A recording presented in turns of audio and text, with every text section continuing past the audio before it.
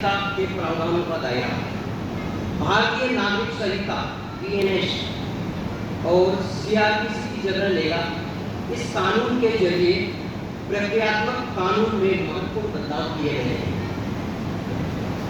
इस कानून के मुताबिक अगर किसी को पहली बार अपराधी माना गया है तो वह अपने अपराध की अधिकतम सजा का 1/3 पूरा करने के बाद जमानत हासिल कर सकता है। जमानत एक बहुत ही महत्वपूर्ण विषय है। यह जुड़ा हुआ है एक मनुष्य की आज़ादी के साथ।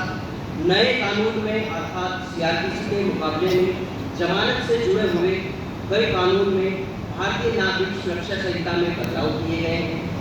इनमें एक तो सबसे बड़ा बदलाव यह है कि जब जो पहली बार किसी अपराध में लिप्त होगा उसको विशेष छूट दी गई है।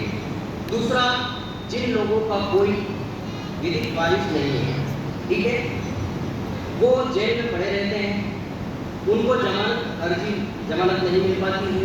अब उनके लिए ये व्यवस्था की गई है कि जेलर भी इनके लिए जमानत की अर्जी फाइल कर सकता है। इस प्रकार के कई बदलाव इसमें किए गए हैं जो काफ़ी अच्छे बदलाव हैं।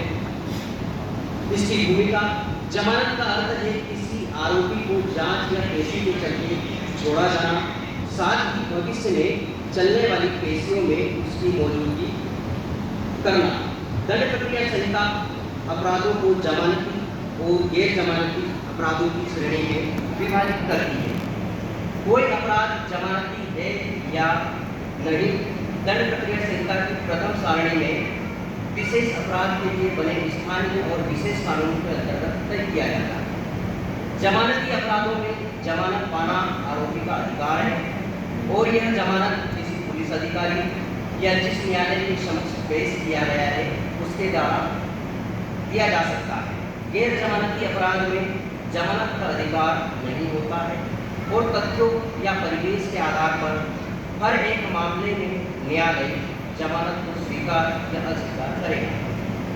किसी अपराध की गंभीरता व आरोप पत्र के गवाहों को धमकाने बिगाड़ने की संभावना, कुछ ऐसी परिस्थितियां दी गई है जिन पर यदि गैर जमानती अपराध होता है तो भी जमानत दिया जा सकता है।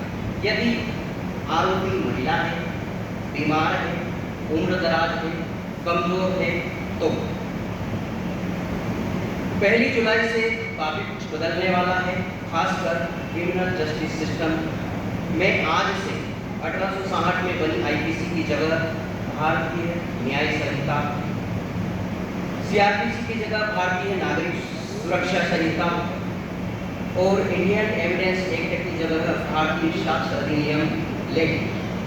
इन तीनों नए कानूनों के लागू होने के बाद कई सारे नियम कायदे बदल जाएंगे।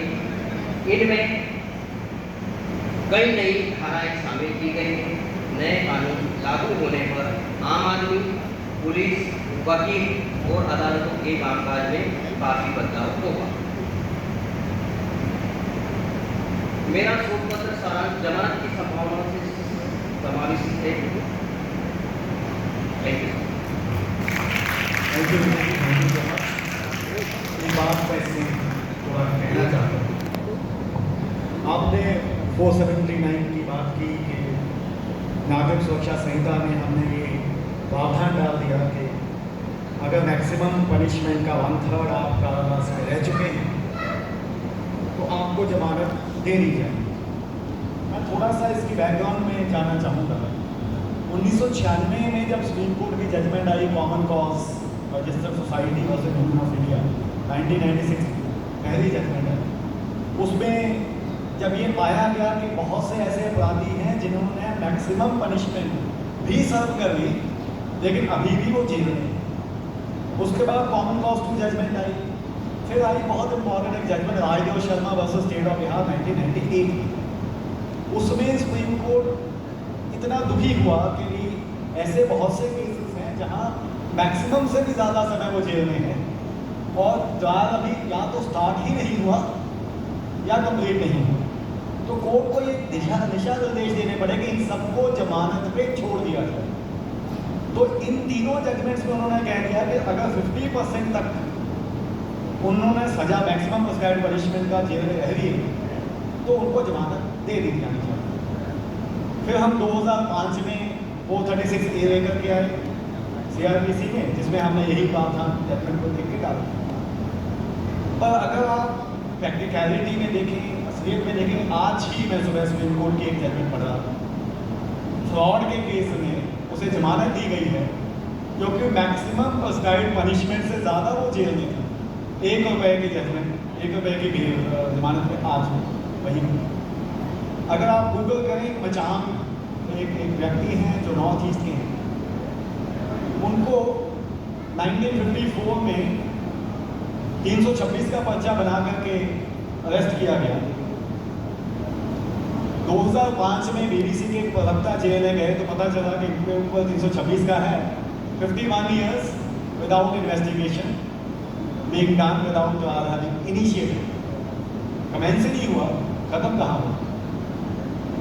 उस इंसान को 77 की एज में 51 years जेल में रहने के बाद में हमने ₹1 की जमानत पे मुचलके पे छोड़ दिया, निजी मुचलके पे छोड़ दिया।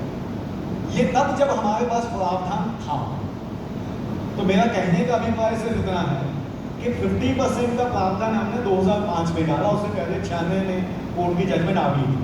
तो 96 से लेकर के 2024 तक 28 साल हो गए और आज भी अगर 2024 में भी मैक्सिमम पीरियड से भी ज़्यादा लोग जेल में अभी भी हैं और हमें उन्हें आज जमानत देनी पड़ रही है, वहाँ भी जेल सुपरिटेंडेंट की ये जिम्मेदारी लगाई गई कि आप इन्फॉर्म करेंगे कि उसको उन्हें और कोर्ट को ये इन्फॉर्मेशन भेजेंगे।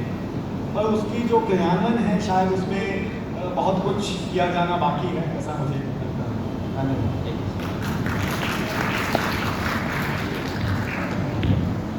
Thank you, Vijay sir.